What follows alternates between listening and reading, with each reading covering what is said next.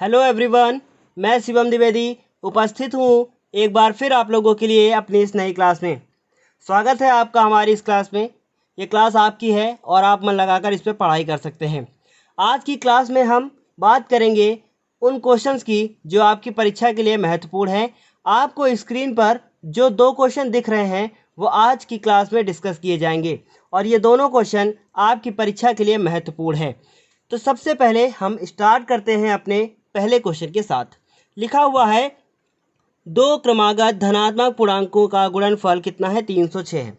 तो सबसे बड़ी बात यह है कि आपको क्रमागत धनात्मक पूर्णांक जानना होगा। हम आपको आज 3 फैक्ट बताने वाले हैं और ये तीनों फैक्ट ही आपके पेपर में पूछे जाते हैं। यदि आपसे कभी दो क्रमागत धन पूर्णांक पूछता है तो आप लिखेंगे x व x+1। मान लीजिए आपने एक संख्या मन में सोची, वो सोची 5। हम पूछे 5 के बाद कौन सी गिनती आती है तो आप कहेंगे सर 5 के बाद 6 आती है। तो आपने 6 प्राप्त करने के लिए 5 में एक जोड़ा है, इसलिए ये क्रमागत हो गया और धन पूर्णांक हो गया, x व x+1 हो गया है ना।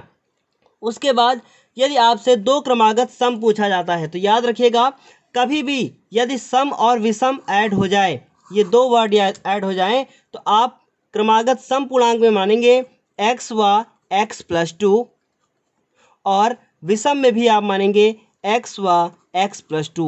इसको ध्यान में रखिएगा, ये बहुत ही इम्पॉर्टेंट टॉपिक है। इसके बाद लिखा हुआ था कि दो क्रमागत धनात्मक पूर्णांकों का गुणनफल। इस क्वेश्चन में सम और विषम की बात बिल्कुल भी नहीं की गई है।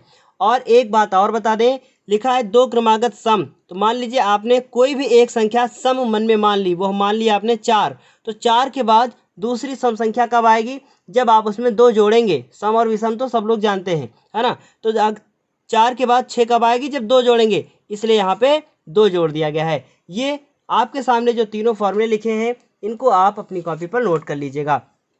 तो हम लोग क्या करेंगे इस क्वेश्चन को करने के लिए, बहुत ही आसान क्वेश्चन है। सबसे पहले लिखेंगे माना दो क्रमागत, आपको क्वेश्चन ही लिखना है उसी तरीके से।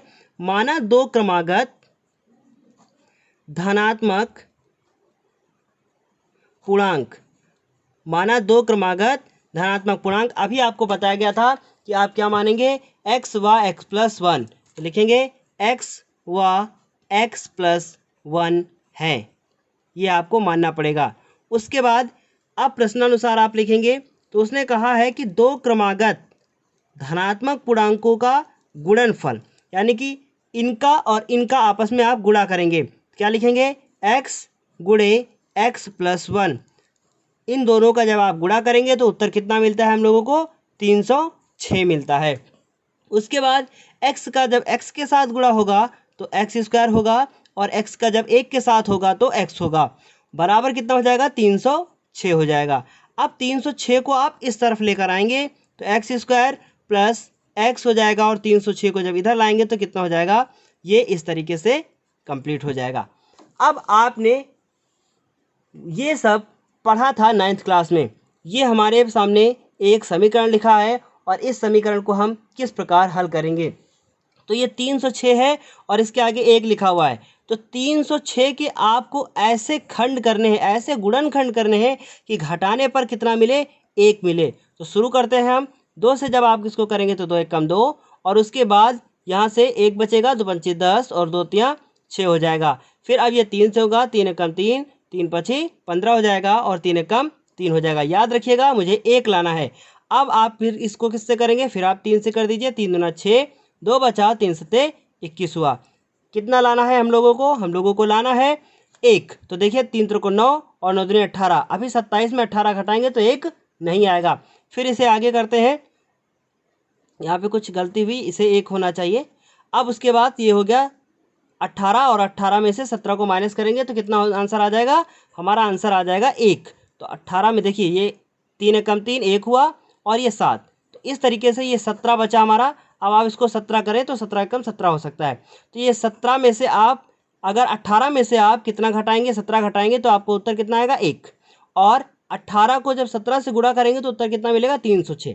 तो आप ब्रैकेट में कितना लिख सकते हैं, ब्रैकेट में लिख सकते हैं 18 माइनस 17 और इधर हो जाएगा x और इधर हो जाएगा x² और माइनस का 306।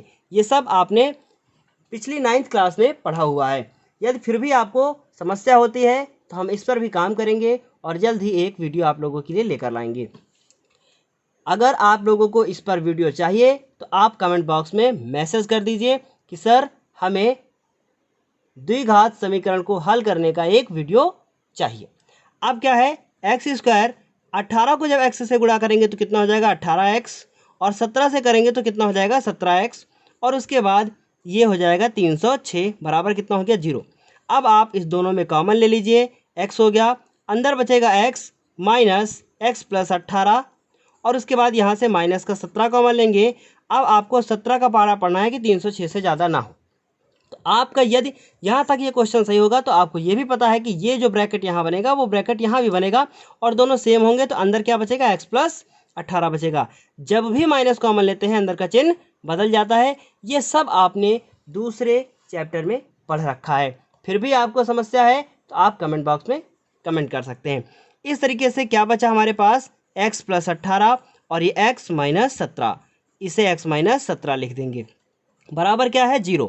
लाइन खींचेंगे, उसके बाद x प्लस 18 के बराबर 0 ले लेंगे और x माइनस 17 के बराबर 0 ले लेंगे।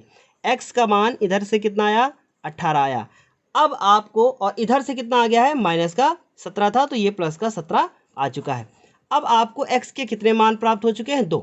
यदि आपने दूसरा चैप्टर बहुत अच्छे से पढ़ा है तो आपको ये क्वेश्चन बहुत अच्छे से समझ में आ जाएगा। अगर आपने अभी तक पिछले वीडियोस को नहीं देखा है तो कृपया पहले वो वीडियो देखें और उसके बाद इस क्लास को अटेंड करें। अब यहाँ पे लिखा था 2 क्रमागत धनात्मक पूर्णांक, धनात्मक कहा था उसने, और मेरा जो आंसर आया एक धनात्मक है एक ऋणात्मक है। तो हम लोग इसको क्या लिख देंगे, अमान्य लिखेंगे। याद रखिएगा ऐसे लिखना पड़ता है आपको, और ये आंसर मेरा मान्य हो जाएगा तो उसे मान्य लिखने की ज़रूरत नहीं है।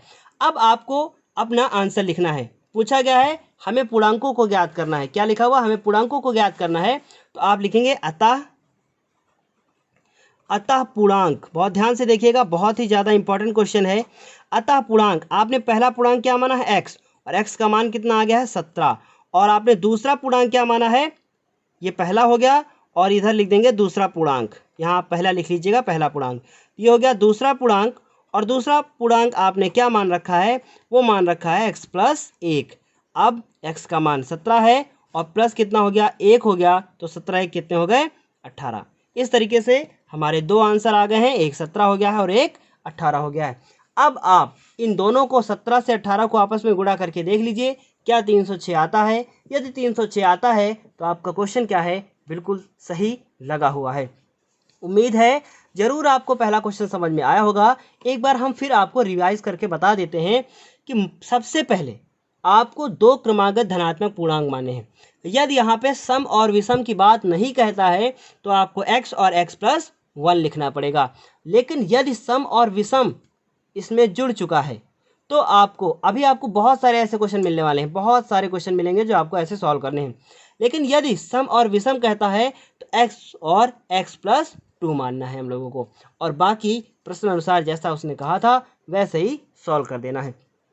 इसे आप बहुत ध्यान से करिएगा, मुझसे यहाँ पे गलती हुई थी, आपसे गलती ना हो। इसके बाद अब हम बात करेंगे अपने अगले क्वेश्चन नंबर 11 की। अब ये क्वेश्चन नंबर 11 हम लोगों के सामने लिखा है कि एक रेलगाड़ी 480 किलोमीटर की दूरी समान चाल से तय करती है। इसका अर्थ ये हुआ कि एक रेलगाड़ी 480 किलोमीटर तक की दूरी को तय करती है और अपनी चाल को समान रखती है। उसके बाद आगे लिखा है यदि इसकी चाल 8 किलोमीटर प्रति घंटा कम होती तो वह उसी दूरी को तय करने में 3 घंटा अधिक लेती है। इसका अर्थ ये हुआ कि पहले तो वो समान चाल से जाके वो दूरी तय करती है तब कुछ समय लेती है, लेकिन यदि अपनी चाल में थोड़ी सी कमी कर दे, वो कितनी कमी कर दे 8 किलोमीटर प्रति घंटा की कमी कर दे, तो उस दूरी को तय करने में 3 घंटा अधिक लगते हैं। यानी पहले जो समय लग रहा था उससे अब 3 घंटे अधिक लगता है। और लिखा है हमें रेलगाड़ी की चाल ज्ञात करनी है। बहुत ही आसान क्वेश्चन है। बस इस क्वेश्चन को करने के लिए आपको द्विघात समीकरण हल करना आना चाहिए और साथ ही साथ एक फॉर्मूला पता होना चाहिए, चाल बराबर दूरी बटे समय का। तो इस क्वेश्चन को करने के लिए हम लोग लिखेंगे सबसे पहले कि माना, देखिए आपको जो भी निकालना हो आप उसको पहले मान लेंगे। क्या लिखेंगे? माना रेलगाड़ी की चाल। तो आप लिखेंगे माना रेलगाड़ी की चाल। बहुत ध्यान से सुनिएगा इस बात को। माना रेल गाड़ी की चाल। क्या है रेलगाड़ी की चाल? x किलोमीटर प्रति घंटा है, ये आप मान लेंगे। उसके बाद आप क्या करेंगे? लाइन खींचेंगे और अपनी दो शर्तों को लिखेंगे। देखिए मान लीजिए आपने पहले क्या माना है? चाल आपने मान रखी है x। क्या मान रखी है? चाल आपने मान रखी है x किलोमीटर प्रति घंटा। और उसके बाद आपकी जो दूरी है वो कितनी है? आपकी जो दूरी है वो कितनी है? 480 किलोमीटर। तो उसे आप लिख देंगे 480 किलोमीटर। उसके बाद आपका जो समय है उसे आप कुछ मान लीजिए। तो हमने मान लिया, वो समय कितना मान लिया? t घंटा लगता है मुझे। कब? जब x की चाल से जाता है तो t समय में वो 480 किलोमीटर पहुंच जाता है। अब शर्त बदल गई है, कह रहा है इस बार जो मेरी चाल है वो क्या हो जाए? 8 किलोमीटर प्रति घंटा कम हो जाए। पहले कितनी थी? x थी, अब कितनी हो जाए? 8 किलोमीटर। अब मेरी चाल कितनी हो जाए? x बराबर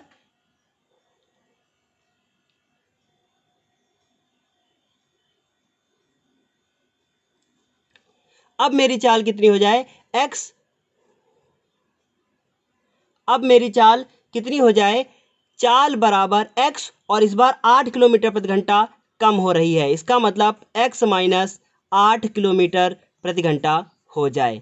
इतना लिखेंगे। उसके बाद दूरी लिखेंगे। तो क्या दूरी में कोई बदलाव होता है? तो कहेंगे नहीं सर, बिल्कुल भी बदलाव नहीं होता है। तो कितना हो जाएगा? दूरी बराबर 480 किलोमीटर। और समय इस बार कुछ बदल गया है। जैसे ही चाल कम होती है समय बढ़ जाता है। कितना समय बढ़ गया है? 3 घंटे बढ़ गया है। पहले लगता था t, इस बार लग गया है t+3 घंटा। इस तरीके से हम लोगों ने दो स्थितियों पर काम किया, और काम करने के बाद अब हम दो इक्वेशन को प्राप्त करेंगे। तो आप एक फॉर्मूला जानते हैं। फॉर्मूला आप जानते हैं, समय बराबर दूरी बटे चाल। तो हम यहाँ पे समय को इधर क्यों लिख रहे हैं? बहुत ध्यान से इस चीज़ को सुनिएगा, क्योंकि हमें चाल निकालनी है। तो पहले हम समय निकालेंगे और समय को गायब करेंगे, तभी चाल प्राप्त हो पाएगी। तो आपको जो चीज़, देखिए यहाँ पे दूरी दी थी, ना हमें समय पता था सही से और ना ही हमें चाल पता थी। तो हम पहले समय निकालेंगे तभी चाल निकलेगी। अगर आप पहले से चाल निकालते हैं तो आपकी चाल जब यहाँ पे आप इक्वेशन में पुट करेंगे तो वो गायब हो जाएगा। कैसे गायब होगा आपको भी फिर बताएंगे हम। तो आपकी दूरी कितनी हो गई? 480, और चाल कितनी है? x, और समय कितना है? t। इसे आप समीकरण नंबर 1 मानेंगे। उसके बाद फिर आप लिखेंगे समय बराबर दूरी बटे चाल। दूरी बटे चाल। इस बार जो आपकी दूरी है वो कितनी है? 480 किलोमीटर प्रति घंटा, किलोमीटर। और आपकी जो चाल है वो कितनी है? x माइनस 8 किलोमीटर प्रति घंटा। और आपका जो समय है वो कितना है? t+3। इसे समीकरण नंबर क्या मानेंगे? 2। अब यदि इस समीकरण से t को गायब कर दिया जाए तो x का मान बहुत आराम से निकल आएगा। तो हम लोग क्या लिखेंगे? समीकरण 1 का मान 2 में रखने पर उससे क्या होगा? t गायब हो जाएगा। तो अब आपको समझ में आ गया होगा कि हम क्या गायब करने की बात कर रहे थे। तो हम लोग लिखेंगे समीकरण 1 का मान समीकरण 2 में रखने पर। अब आप समीकरण 1 का मान 2 में रख देंगे। आपका समीकरण नंबर 2 क्या है? t+3 बराबर 480 बटे x माइनस 8। और आपका t का मान कितना है? t का मान आपका है 480 बटे में क्या है? x plus 3। उसके बाद 480 बटे x माइनस 8। अब देखेंगे आप इसे कि ये हमारा लिखा है 480 बटे x प्लस 3 बराबर 480 बटे x माइनस 8। अब इस पूरे पार्ट को आप इधर लेकर आइए और 3 को उस तरफ लेकर जाइए। तो कितना हो जाएगा? 480 बटे में x, ये पूरा पार्ट इधर आएगा तो माइनस 480 बटे x माइनस 8 हो जाएगा। और ये 3 जब उधर जाएगा तो कैसा हो जाएगा? माइनस का हो जाएगा। इतना करने के बाद आप इसको लासा लेकर हल करें, या फिर आप चाहें तो पहले कॉमन ले सकते हैं। ऊपर से हम 480 कॉमन ले सकते हैं, तो हमने 480 कॉमन ले लिया। अब आपको लग रहा होगा कि हम इसको कैंसिल आउट करें तो गलत। है ना। तो 480 जैसे ही कॉमन लिया बचा हमारा 1/x माइनस 1/x माइनस 8 और ब्रैकेट बंद हो गया और इधर बचा माइनस का 3। इस तरीके से ये हम लोगों ने क्या ज्ञात कर लिया है, एक इक्वेशन ज्ञात की है, लेकिन अभी ये रैखिक समीकरण में हमें बदलना पड़ेगा। अब आप क्या करेंगे, ये 480 गुणे में लिखा है तो बटे में जाएगा, तो कितना हो जाएगा आपका, हो जाएगा -3/480 बराबर, और इसका लासा ले लेंगे आप, तो लासा आपका आएगा x और x माइनस 8। अब देखिए x से ये x कैंसिल हो गया, क्या बचा x माइनस 8, और इस x माइनस 8 का 1 से गुणा होगा तो आपको हो जाएगा x माइनस 8। उसके बाद माइनस लगा है, याद रखिएगा कभी गलतियां कहाँ होती हैं, माइनस लगा हुआ है उसके बाद x माइनस 8 से x माइनस 8 कैंसिल हो गया, लेकिन अब बचा क्या x। यदि यहाँ पे x के स्थान पर x माइनस 8 बचा होता या कुछ और लिखा होता जिसमें 2 पद होते तो आपको यहाँ ब्रैकेट लगाना पड़ता। अगर आप ब्रैकेट नहीं लगाएंगे तो आपका क्वेश्चन गलत हो जाएगा। तो अभी हमें ब्रैकेट लगाने की कोई ज़रूरत नहीं है क्योंकि बचा हुआ जो पद है वो कितना है, एक ही है। तो इस तरीके से x से x कैंसिल हो गया, मेरा ऊपर बचा है -8 बटे x का, जब x से गुणा करेंगे तो x स्क्वायर माइनस 8x, और इधर हमारा बचा है 3 एकम 3 और 3 एकम 3 और 3 छंग 18 और 160 हो गया, तो कितना बचा 1/160, वो भी किसका, माइनस का। उसके बाद आप ध्यान से देखें तो ये -8, अब हम इसको कैंची गुणा कर देते हैं, इसको इसके साथ जब हम लोग गुणा करेंगे तो कितना हो जाएगा 16 8 128, तो हमारा हो जाएगा 128, और कैसा होगा, माइनस का होगा। इसको जब इसके साथ गुणा करेंगे तो माइनस का x स्क्वायर और प्लस का 8x हो जाएगा।